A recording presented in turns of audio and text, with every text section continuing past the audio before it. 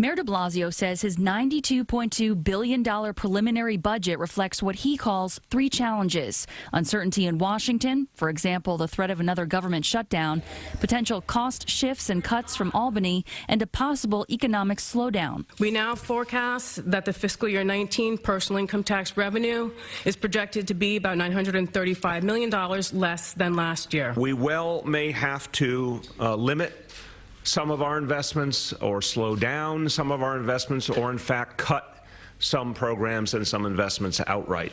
The mayor says city agencies were able to find $1 billion in savings and also more in healthcare savings. But in addition to that, in the next 2 months, the city must find $750 million in savings combined from each city agency.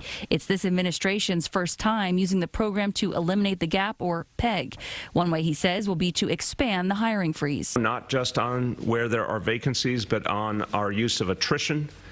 And where there is attrition, there will not be a guarantee that lines will be filled or filled immediately. Obviously, there will be major exceptions for particularly vital services. But as for investments, he says there are few, and they're relatively smaller than in recent years.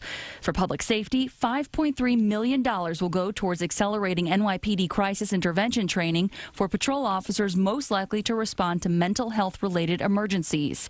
As for his plan to guarantee health care for 600,000 uninsured New Yorkers, the investment is $25 million for fiscal 20. That ramps up to $100 million per year by fiscal 22.